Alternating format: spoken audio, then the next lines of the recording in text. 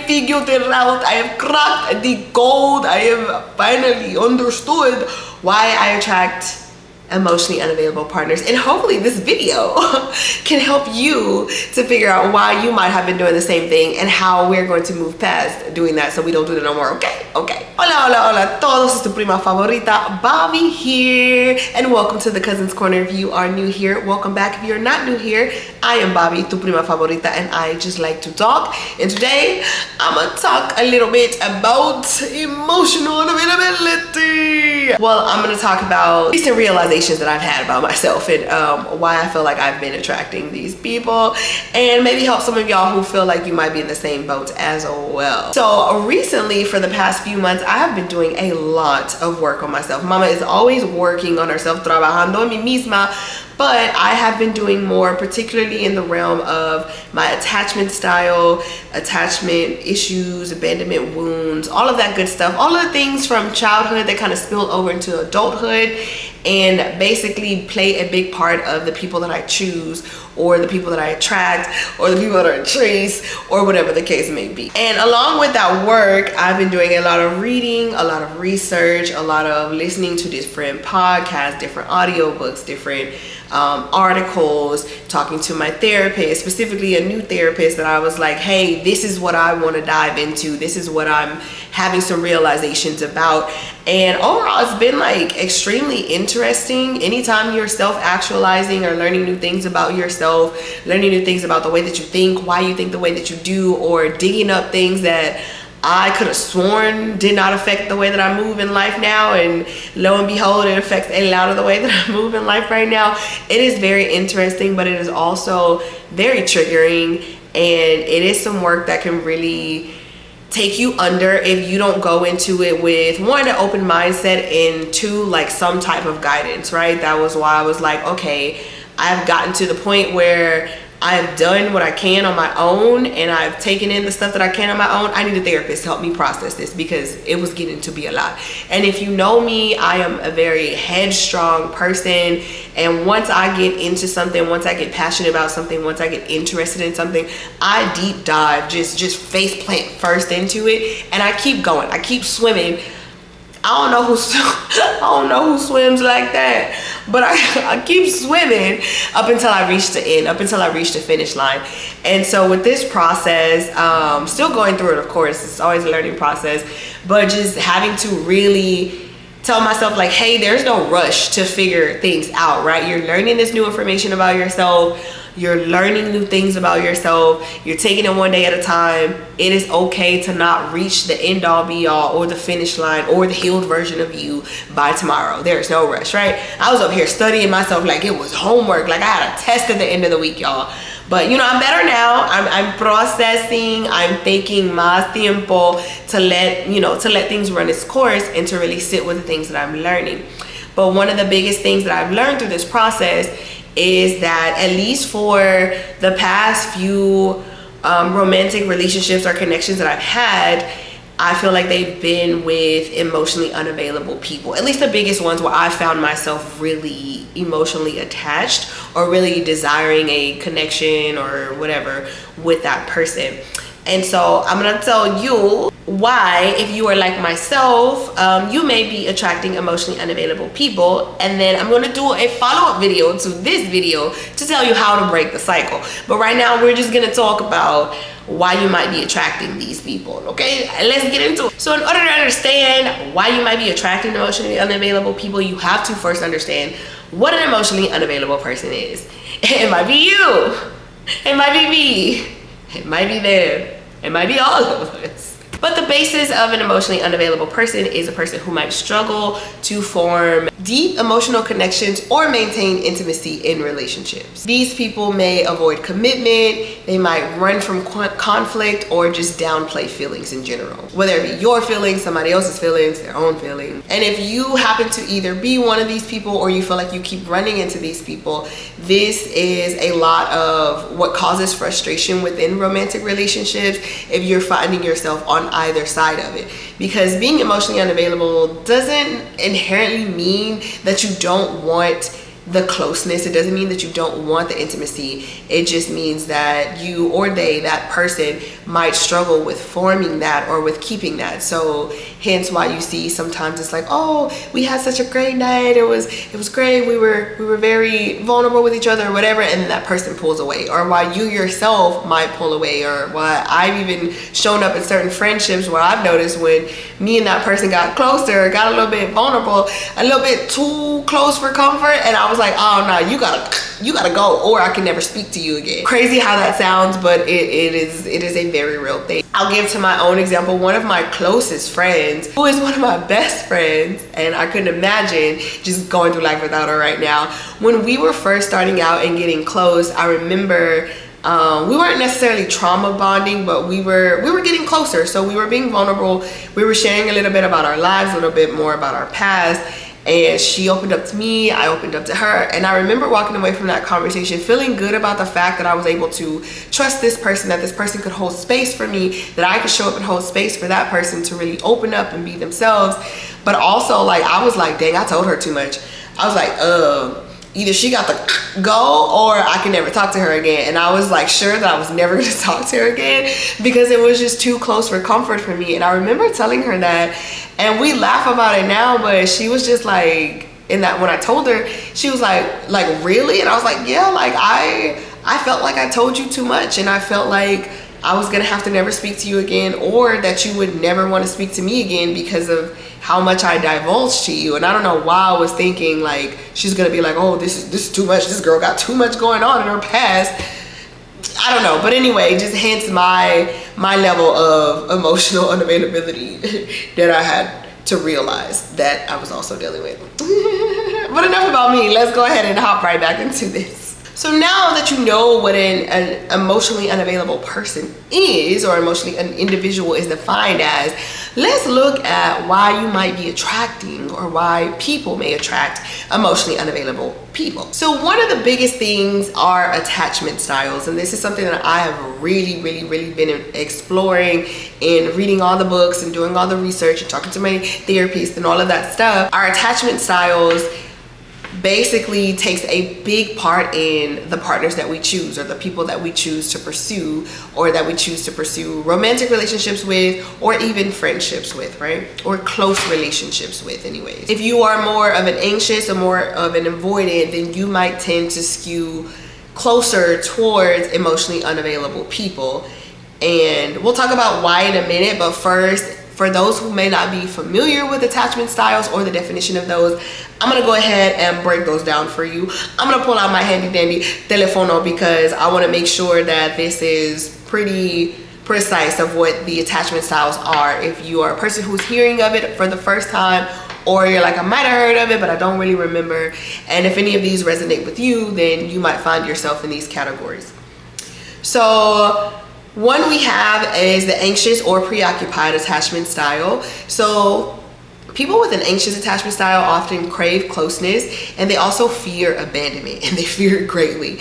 They might become overly dependent on a relationship and can be preoccupied with whether their partner truly loves them. So they spend a lot of time worrying about if their partner truly loves them, if that person's gonna be there for them. This person might have an abandonment wound, or certain things that showed up in their childhood where they weren't always supported or loved or cared for or provided for, that has them seeking that in that partner, to where even if their partner like looks at them in a different way for a split second, it can just throw off the whole trajectory of how this person is feeling within that relationship, right? So that's your anxious or preoccupied attachment style.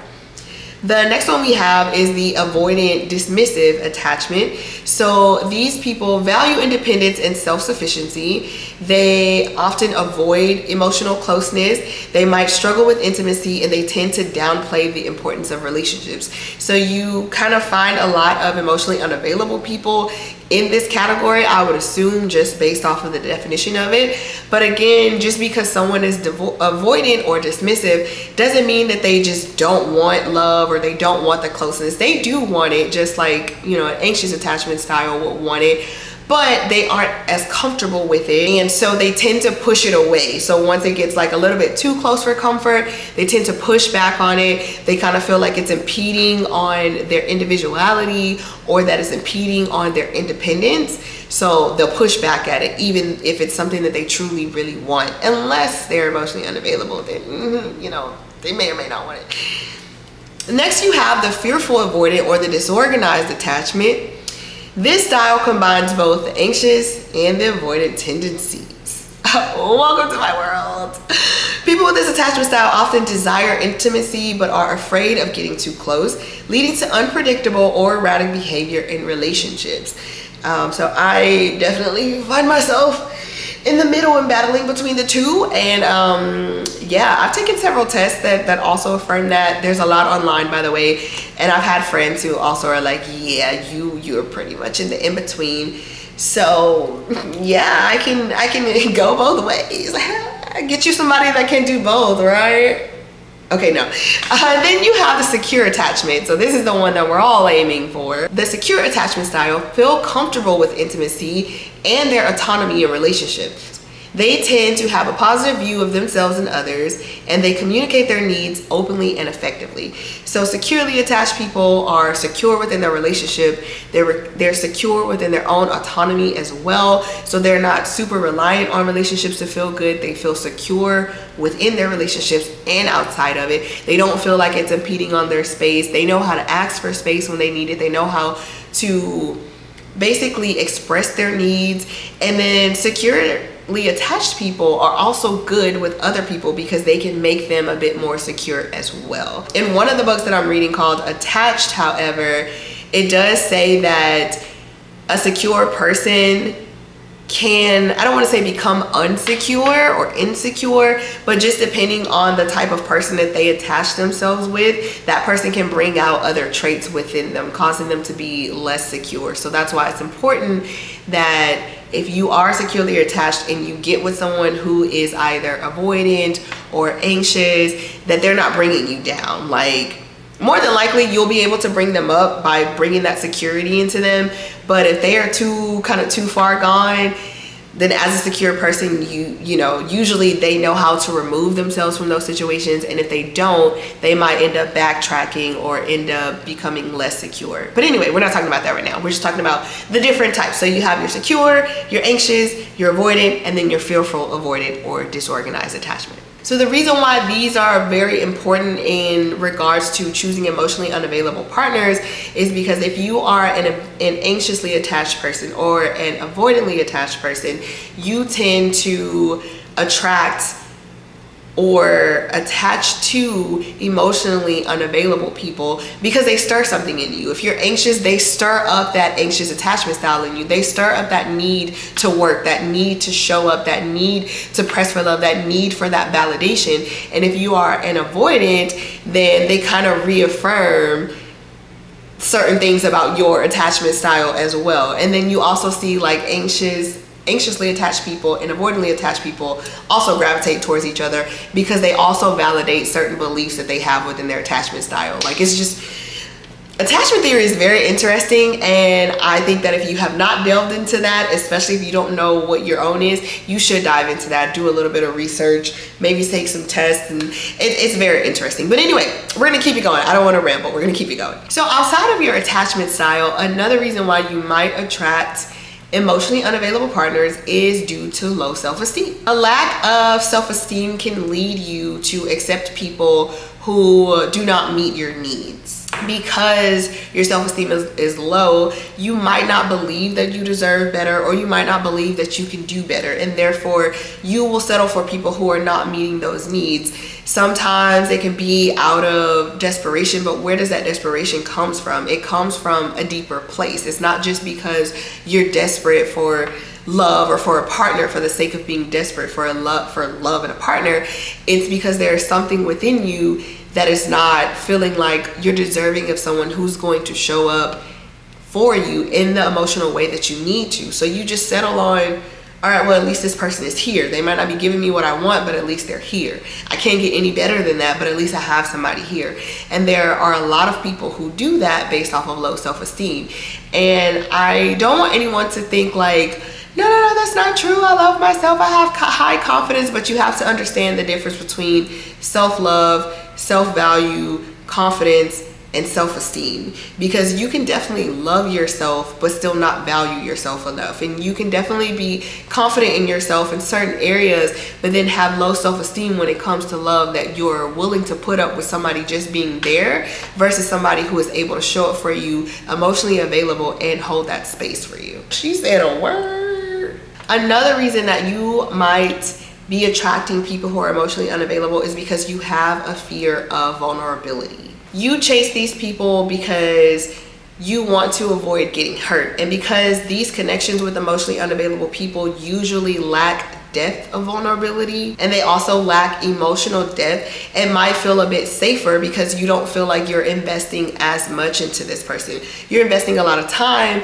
a lot of energy, a lot of mental energy, but it's not inherently taking anything out of you emotionally because they are not emotionally available.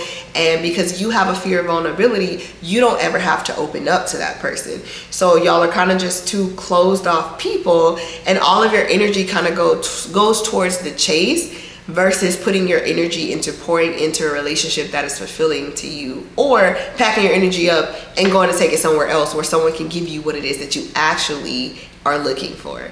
But if you have that fear of vulnerability, then it's going to be easier for you to just be with someone who is not going to hold space for you to where you have to be vulnerable. It's going to be a lot easier to just take them as they are, as being emotionally unavailable, because you don't have to really put in any work on your side from that place that you're afraid of getting hurt from. Another reason that you might attract or chase emotionally unavailable partners is because that familiarity pattern. So if you think back to your childhood, you think back to how you were treated, or you think back to how your family expressed love, or how your parental figures expressed or didn't express love, if they weren't emotionally available to you, if they weren't emotionally responsive to your needs, then you will attract partners, or you will chase partners, or you will accept partners who are that same way.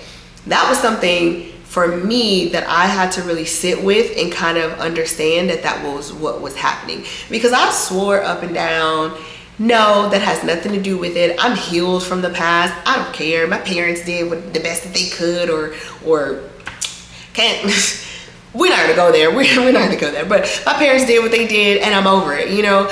And I had to realize that no, that really took a toll on me, because I felt that I always had to fight to be seen, or I always had to work hard to be recognized, that I always had to show up perfect, that I always had to prove myself, that those are the things that I needed to do to be accepted. So when I got into these situations where I really liked somebody, but they were emotionally unavailable, instead of me thinking with my healthy brain, with my grown-up brain of like, no, then that's fine. If you can't show up for me in the way that I need, then I'm just gonna go elsewhere. I'm thinking with my child brain of, no, let me show you why you should want me. Let me show you why we would be great together. Let me show you why I'm worth this. Let me show you why I'm valuable. Let me show you how to love. Don't do that. But how those childhood patterns can repeat themselves, because familiarity is comfortable for us even when it's super uncomfortable, even when it's super toxic. It's something that we're used to. So even though it can make you anxious, it can make you feel uncomfortable, make you feel sad, or all of that, if you're so used to feeling that, there's a comfort in that. There's a comfort in that familiarity. There's a comfort in that angst. There's a comfort in that wondering, are they gonna call me this day? Are they gonna show up for me this day? Are they gonna be sweet to me this day? Am I gonna hear from them again? Are we gonna talk again? Are they gonna show up in the way that I need to? Like, keeping you on that edge and keeping you chasing that person, because it's so familiar, because you've had to do it for so long, because you've had to function in that way for so long, that it's like, even though this hurts me so much, it feels so familiar, and it reaffirms everything that I believe about myself, everything that I've been brought up to believe because of what happened to me or because of how I was treated. It sucks, but it's like the brain is super powerful. And the way that our minds work, the way that our attachment styles work is something that is like, you could study it for days and still not understand, and still be like, what? Like, I'm telling you, book after book, I'm still like, I get it, but I'm like, oh my God, like, it's just so crazy how things that happen to you in your childhood, or the way that you've had to survive, the way that you've had to go through life, can have such effects over every other aspect of your life, because that's where you've had to operate from for so long. I love learning about this stuff, if you can't tell. Another reason that you may attract emotionally unavailable partners is because you have a fixer mentality. These are people that find themselves thinking that they can fix people into being emotionally available, or thinking that they can show people how to love. I can just be that soft touch for him, or I can just be that warm place for her, and then all of a sudden they'll get it. And I'm here to tell you that is not how people learn how to love. I'm sorry, but you cannot love somebody into love. You cannot show up available for somebody and that is all it takes for them to become emotionally available. Like, this person has to want to break down the structures that they have been operating in for God knows how long, just the way that you've had, just the way that you have to come to terms with, I'm showing up this one way, but I desire to be this other way. And I'm attracting people who are this way, but I desire people who are this way. So what do I need to do differently? That's the same way that those people are going to have to come to terms with how they're showing up too. You can't love somebody into loving you. You can't love somebody into loving themselves. You can't love somebody into loving. So having that fixer mentality is only going to drain you on the end, right? You might be able to show somebody the way, I guess, to be an example for them, but you cannot change their mind. You cannot make them want to be a better lover. You can't make them want to be a better person. I understand that there is a lot of rhetoric of, oh, if he wanted to, he would. If she wanted to, she would. And to an extent, that could be true. But a lot of times, it's the capacity that somebody has to show up as whatever it is that you're expecting out of them. And a lot of times these people just don't have it. They just don't have it to give. And if a person is emotionally unavailable, it's not if he wanted to, he would. It's he literally cannot. He has not reached the level of emotional maturity or emotional availability that you might have reached. He's just not there yet, or she's just not there yet. And you can't love them. You can't fix them into being that. So for all my I know my name is Bob's the Builder, but I tell people my name is Bob's the Builder, but I'll never fix them, right? Like, we don't fix no means over here. We don't fix no means. We build people up. We encourage people. We make a difference and we make change. We help people build their confidence, but we don't build men. But with that fixer mentality, it's only going to take from you, and it's only going to deplete you. So you cannot go into, especially in the realms of relationship and love, with the fixer mentality. You will not be able to love somebody into fixing them. Just straight up true. Just learn from this. The last point that I'm going to touch on today to why some of us may attract or chase or are attracted to emotionally unavailable people is because you yourself are emotionally unavailable. And don't get me wrong, I know sometimes we think that just because we want love and we desire love, or we desire a deeper connection, that means that no, there's no way that I can't be emotionally available. But when you really think about it in regards to what it means, if you're emotionally unavailable and that person is emotionally unavailable, you don't have to go deep. You fear going deep. You fear touching that vulnerability and opening up that space, whether it's because you fear getting hurt or whether it's just because you fear that closeness. So you too are closed off.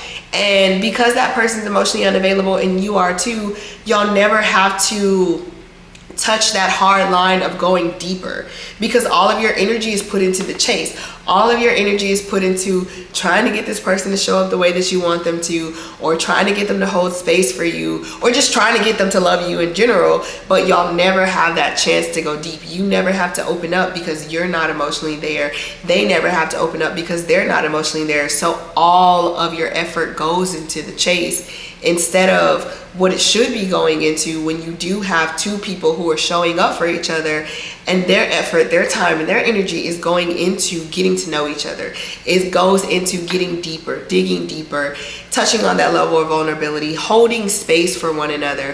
And if you're not emotionally available, you don't have to worry about that. And you don't have to worry about that with this person who's also emotionally unavailable, because the focus is just trying to get them to love you. It's not funny, but it's funny. And I'm sure that there might be other reasons why people might attract emotionally unavailable people, but these are just some realizations that I've been having, like during my studies and my research and the conversations that I've been having, and I just wanted to share them.